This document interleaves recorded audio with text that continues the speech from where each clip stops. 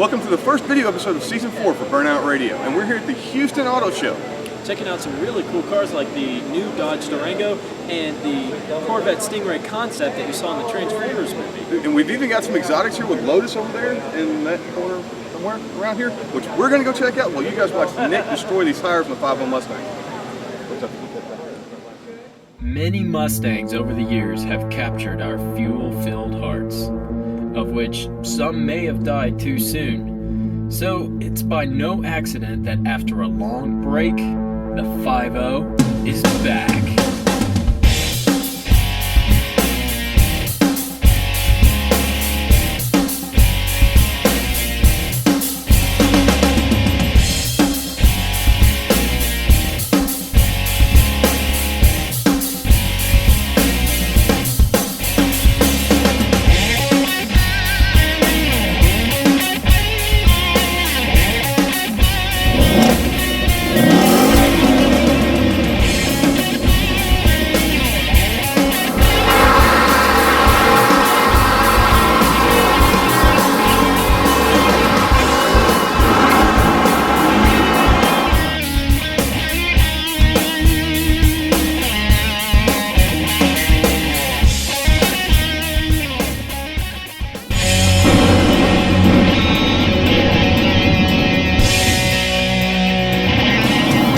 The last Mustang that Ford brought us was a sort of mid-cycle refresh.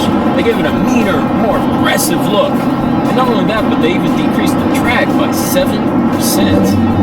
However, that wasn't quite enough for all the enthusiasts. They needed a little more. That 300 horsepower V8 wasn't quite enough for them, so Ford brought us a 5.0. One thing I've got to admit, I don't know if I've ever had this much fun on a Mustang. It is intoxicating. I mean, hell, just the noise alone. See, they filtered from the airbox into the cabin the engine noise. There's actually a little tube that comes out, and if you take out the little filter in the resonator box, it makes it even louder. So it sounds like that just from the cabin. Throughout almost the entire history of the Mustang, there's been a 5.0, more commonly known as the 302. And it wasn't until 1989 that the 5.0 really took off. That's when they added a mass airflow system.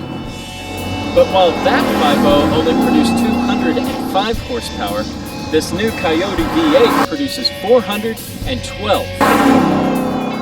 Mind you, you put premium fuel in it, because if you don't, it knocks the power down to 402. But I think that's still quite enough for you to be able to do this.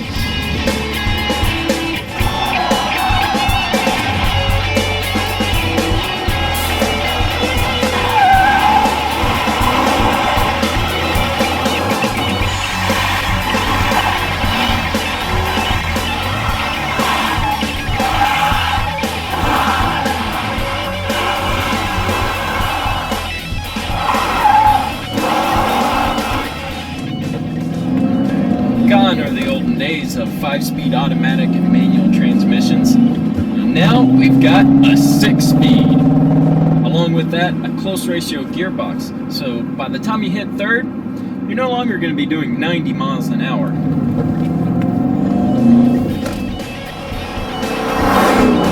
And in case that wasn't enough for you, Ford now allows you to option your GT with Brembo brakes.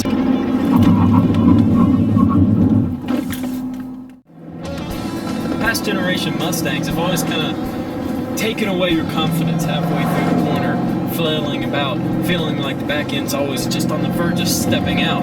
While that can be fun, it's not necessarily impressive in performance numbers. But with this Mustang, they retuned the suspension to where it eliminates all of that second guessing, to where you can go through those corners, well, a little more confidently. However, just a day of running errands will leave you with backaches. This is not a good daily driver. As firm as the suspension is, it has no give. So every little bump, you're going to feel it. And the lack of an independent rear suspension still leaves a little something to be desired. But you know what? Ford realized all this, so in order to distract you from all the unpleasant bumps in the road, they threw in multicolored lightning, miles of chrome trim, and to make you feel better about yourself, the seats are made from soybeans.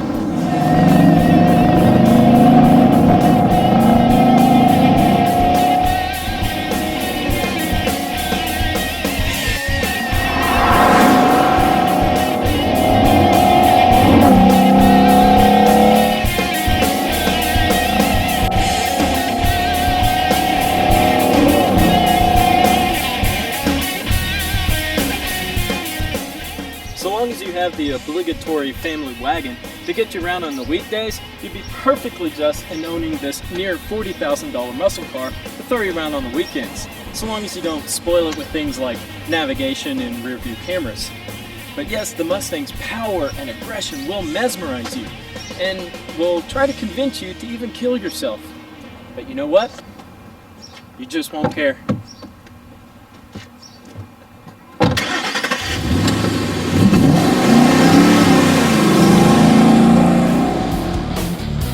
Now that brings us to the most awesome concept of the entire show, the Corvette Stingray. And some of you may notice that this actually played Sideswipe in the movie Transformers: Revenge of the Fallen.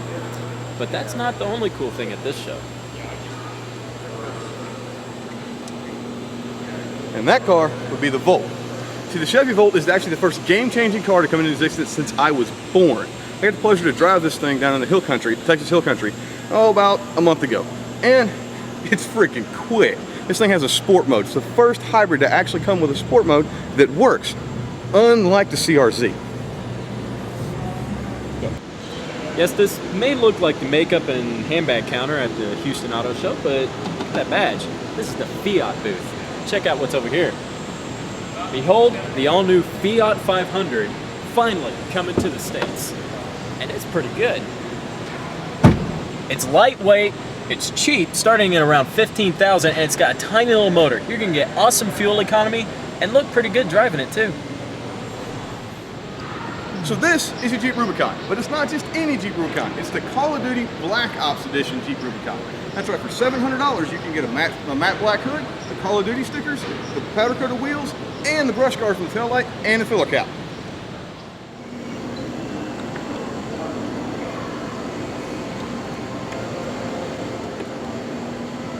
See, here's the thing about the Buick Verano. I'm not quite sure I get it completely because it's got an interior similar to the Regal, a size very similar to the Regal, but they do say it's quiet and a tad cheaper.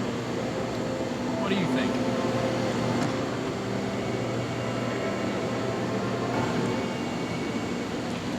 You see, that's where Nick's wrong. This is a car for the masses. Buick needs a car that is cheap enough that the public can afford. See, in China, they love them some Buick. And they don't have a whole lot of money. This is a car for those people. And after all, I mean, 1 billion people can't be wrong.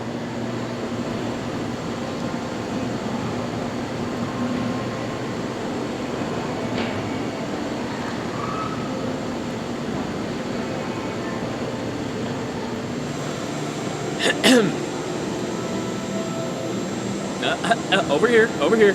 No. All right. Hi. See, yes, that's nice, but we've got something even more interesting. The CTS-V Sport Wagon. That's right. We're going to have a 556 horsepower wagon. That is cool. All the power of a Z06 with a back seat. This is the Toyota Super Swagger Wagon Dub Edition something. It's everything I don't like in a car. It's bagged, it's got underbody kit, headlights. I mean, come on. Yeah, but he doesn't know what he's talking about. Come check this out. We've got hardwood floors, we've got integrated LEDs, panoramic roof, integrated computer system, and apparently a play center. What else could you ask for? This is what belongs at auto shows. Now, of course, we cannot leave the Houston Auto Show without checking out an awesome sports car. Not just sports car, supercar, the Audi R8 V10. 525 horsepower, and they say this is the supercar you can drive every day. And of course, the big kid in the driver's seat's still trying to figure it out. But this is the supercar for an adult, sort of. But Really though, I mean, this is a Lamborghini all grown up. And it's a drop top. And last but not least, it's got that awesome, pure German quality to it. Now, we have found a gentleman who knows everything there is to know about Lotus. This is Tim with Star Motor Cars here in Houston, Texas. Well, we're standing here beside an Exige, but it's not just an Exige, it's a 1 of 20. 1 of 20. So what makes this Exige so special? Lightweight. Even more lightweight. More lightweight than the original ones with a great use of carbon fiber. And you were showing me here in the doorway. I mean, it's 260 horsepower. It's actually, officially, it's 257. This is how small this car is. I'm kneeling down and I'm still taller than the car. Everything in here is carbon fiber. Yeah. I mean, it's super lightweight. Carbon fiber, and I'm guessing this is Alcantara? Yeah. So it's super lightweight. The chassis actually only weighs 150 pounds. The chassis weighs 150 pounds? The whole car weighs... that's like half of me. 2,027 pounds. Wow. Wow, that is a gorgeous car. Well, okay, so this is like a track rat car. Yeah. It's an Uber track day car. It's still street legal. Yeah. Lotus also has a car for adults, if you will, the 04. So let's take a look at that. The family members. The family members. Which also has a back seat. So it's for the guy with a wife and 2 very small kids. Small. Extremely. And tell me about the interior upgrades, because in the Elise and the Exige, it's stripped. It's aluminum floor and all that good stuff. So what makes this one so special? All leather interior, all hand finished. Sort of the James Bond type car. Even if you don't very smoke tech. a cigar, you want to have one with you when you're driving. What kind of fuel mileage you get out of the Evoque? Highway about 30 miles per gallon. 30 miles per gallon out of what is essentially a supercar. And that kind of brings us to our next piece. These are affordable supercars. These things aren't so outrageous that you can never buy one.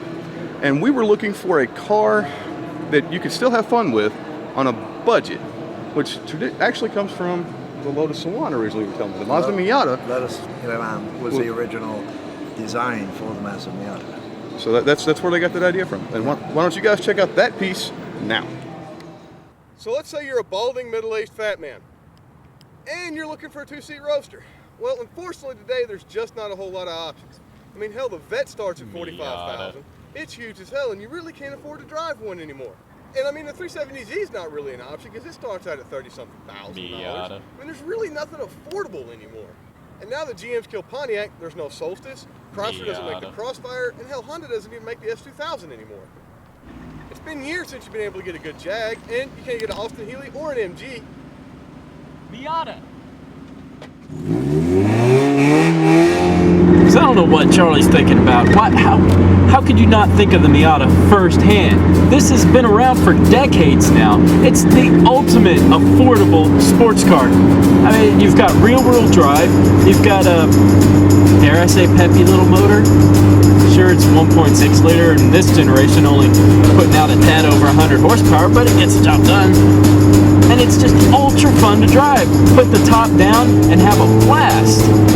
Charlie did have a really good point in bringing up MG and Austin Healey, because in fact, that's actually what helped inspire the Miata to existence.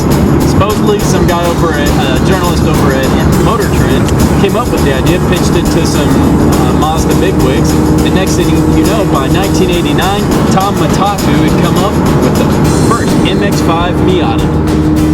Now, in the development phases, all the way to the present day, Mazda actually uses a code phrase called Jinbakai, which stands for horse rider as one. And the name Miata actually happens to translate from Old German to the word reward, which is exactly what this car was designed to do.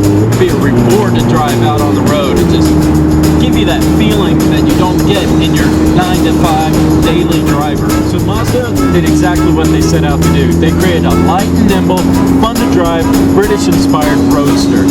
But you would imagine that over the years, through development and generation changes, it would probably become fat and bloated and maybe not handle as well and not be what it originally was designed to be. But you'd be oh so wrong. You see, over the years, the Mazda Miata's gotten better and better and better. It's aged more like a fine wine. See, in the first generation, you had the double wishbone suspension front and rear. In this current 2011 that we're driving today, you've got a double wishbone up front and multi-link out back. Not only that, the engine size has grown over the years from 1.6 to 1.8, and now it's 2 liters, giving you better fuel economy and more power and torque. And the grip is phenomenal in this car. The short wheelbase, the perfectly dialed in suspension. I mean, there is not a better handling car built, ever. Period. There's just not one. Ever. Anywhere. You won't find a better handling car. There's just not a better handling car than the Miata. I don't care what anybody says. They're wrong. The Miata's perfect.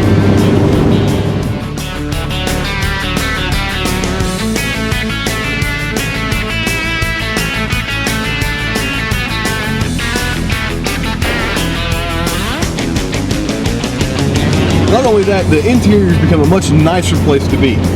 In the older generations, you kind of sacrificed amenities for the sportiness. Now we've got heated leather, we've got automatic air climate control, we've got a really nice leather wrapped steering wheel, we've got a brushed aluminum dash. All this stuff that you expect to find in a more expensive sports car, you get in a car that starts in the mid-20s. This generation Miata, I mean, if you roll the windows up, switches here by the way. If you roll the windows up, there's absolutely no wind buffeting in the interior. So that means you can put your wife in here, drive down the highway with the top down, and she won't raise Cain about her hair blowing everywhere. Most everybody considers the Mazda Miata to be somewhat of a feminine car, if you will. And with the original design, I can see that. Now, with this new fish mouth, I guess you'd call it, looks more like it's on crack. Now, while the Miata may be an excellent handling car, it does suffer a little bit on the uptake, if you will. Its acceleration leaves a bit to be desired. It's just more of a momentum car. It's quick, but it's not fast. It lacks a little bit of grunt. Mazda builds all their cars with an eye to what they call zoom zoom, or the soul of a sports car. And they really stand behind that with their Mazda Speed racing program. You see, the Miata is actually the most raced car in history. And not only is the Mazda Miata the most raced car in history, it's also the most numerous sports car in history. In the year 2000, it was entered in the Guinness Book of World Records for having been sold over 500,000 units. All right, for a two-door roadster that looks as good as this, comfortable and great fuel mileage, it's hard to beat the Mazda Miata. And you can pick one up with the hardtop for around $31,000. And it's actually got one of the fastest folding hardtops in the industry at 12 seconds. Really? 12 seconds fast? 12 seconds, man. Fastest in the industry. Do this in 2. And that's 20 years old. Got me there. So if you're a fat, bald man looking for a 2-seat sports car, it's kind of hard to beat the Mazda Miata. Says a fat, bald man who bought a Mazda Miata. I might be a tad bit biased. Just a little bit. But for good reason. You see, we started our new show called Car Care 101. And on this show, we're going to be showcasing Charlie's Miata being outfitted with a V8. And not just any V8. 400 horsepower V8. So it's going to go like Sting and handle like nobody's business. Best of both worlds. So keep tabs on us, Car Care 101. Don't forget to subscribe to us on YouTube at both Car Care 101 and Burnout Radio. Or check us out on Twitter, Facebook, iTunes, and check us out at burnoutradio.com and carcare101.info. Or anywhere that Google brings up. Yeah, true enough. So, all right, till next time. Yeah, I'm Charlie. I'm Nick. And you've been watching Burnout Radio. What? You were dying to get that out, were you? You've been watching Burnout Radio.